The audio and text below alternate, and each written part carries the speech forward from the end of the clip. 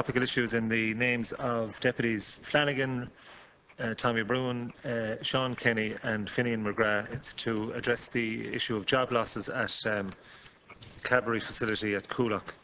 I'm told here you have 2 minutes each, deputies, and you'll have a final minute each then to respond following the Minister's remarks. So I'll call on Deputy Flanagan first. 2 minutes. Thank you, Coolock, and thank the Ceann Comhairle for the opportunity of raising this very important issue this afternoon, and to thank the Minister as well for organising a briefing for local deputies also today. The announcement, Comhairle, last Thursday of job losses at Cadbury's and particularly in Coolock is a worrying issue, and one that has had a huge impact, with the news still sinking in for the hundreds of employees who work there. Like everyone in the community, I'm shocked that Mondelez Ireland is seeking redundancies at the Cadbury's plant. Cadbury's has been a big part of the Coolock community, employing local residents for decades, since it first opened there in 1964. This is devastating news for Cadbury's employees and their families, and my thoughts are with them, the workers and their families today, who face an uncertain future. It is vitally important that the company keeps job losses at a minimum, and that they are open with staff regarding the process. The news certainly came, Minister, as you're aware, as a bolt out of the blue, and I am concerned that employees have been given very little notice or prior notice of this announcement. All government agencies should be involved in assisting those who lose their jobs in the weeks and the months ahead. So I would be grateful, Minister, if you would outline in your response as to the support that will be available from your department, from Enterprise Ireland and from the IDA, what assistance will be available to those who are going to be made redundant. Can the Minister also ensure that a fair package is got for those workers during the negotiations, and confirm that the redundancies will be, the majority of them will at least be voluntary redundancies? And can he also, the Minister, provide information regarding Cadbury's and the difficulties they've had in recent times, if he's aware of particularly Hershey's in America trying to block the import of chocolate into America, and what effect that actually is having with competition now being stamped out on the workers. Okay, thanks, Deputy Flanagan. Now, Minister. 4 minutes. Well, I'd like to thank Deputies Flanagan, Bruton, Kenny and McGrath for raising this issue. I absolutely share their concern for the workers involved. Certainly this is a disappointment for many people. I know this company intimately over a long period. They first established in 1932 in Dublin, so they're here for a very long time.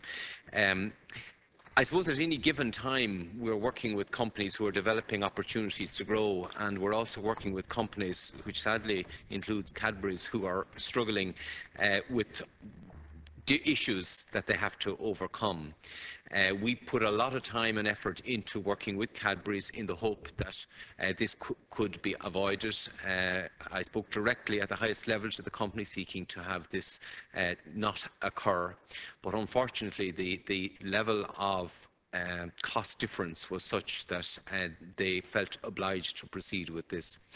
Nonetheless, as we outlined in our meeting earlier, the company is committing to an investment of 11.7 million in the site.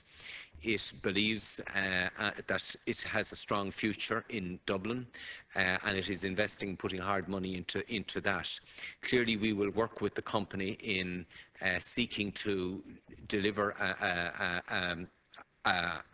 a site there and in Rathmore that can be successful and grow into the future. And I think it is worth recalling that in the Bausch and Lomb case, where we had real problems and a similar downsizing and a restructuring of terms and conditions and so on, we have emerged with a situation where that company is now growing and adding employment. And certainly that would be my hope, that in this case that will be the same again. I can assure the deputies that I have instructed Enterprise Ireland to do the coordination work across all of the agencies, from the Minister for Social Protection Services, Solace Services, the local enterprise offices, all the various services, NERA, who could be of support to workers in this situation. A number of deputies raised the issue of the transfer of undertakings legislation. This is legislation which provides a guarantee that if a person if their employer changes, that change in itself can't change their terms and conditions. So at the point of transfer, their terms and conditions are protected. However, that doesn't mean that a restructuring arrangement cannot take place in those circumstances. The company is obviously entering into negotiations with the trade unions. I know it has a history of offering reasonable terms and conditions in these circumstances, but clearly this is a matter for the company and the trade unions to negotiate with. I suppose the challenge for us is to work through this and try to protect as many quality jobs in the plant that we can, that will have the capacity to grow and be competitive in the longer term.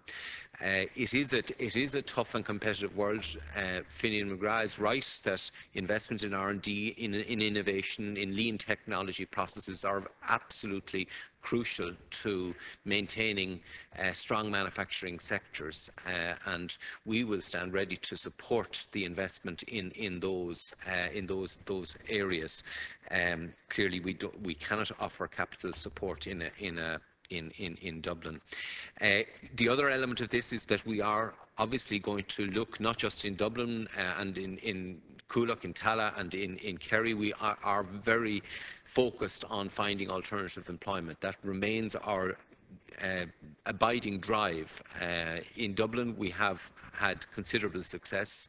In net terms, 35,000 extra people are back at work in the last 4 years in Dublin. And we are seeing some recovery in manufacturing after nearly 25 years of decline. So there are issues here that we need to work through, and I can assure you that the support of the agencies will be available to the workers affected, and also we'll be working with the company and the workers who remain to try to ensure that they have a strong and sustainable employment prospects when this process is through. Thanks, Minister. Now, Deputy Flanagan. Thank you, Coolock, and just to thank the Minister for his response. And I know he's hugely genuine in the area and trying to ensure that there is alternative employment found for those workers. And it's reskilling, retraining is possibly needed there. As you said in the earlier meeting, that there is opportunities with Milan and Baldoyle, and perhaps you could just expand further on that, what other opportunities there will be in the coming months and years ahead for these workers. But really, I suppose the decision that was made came as a bolt out of the blue. People are only getting to accept it, and there's an adjustment factor in all that, and it takes time, and it's a huge strain, obviously, on the workers that are going to be directly affected. But on the existing workers as well, there would be concern that their terms and conditions will be watered down, that this will be used as an opportunity to do that. So is there any assurance you can give there to those that will continue working for Cadbury, that their terms won't change, and also that you will ensure that there is a fair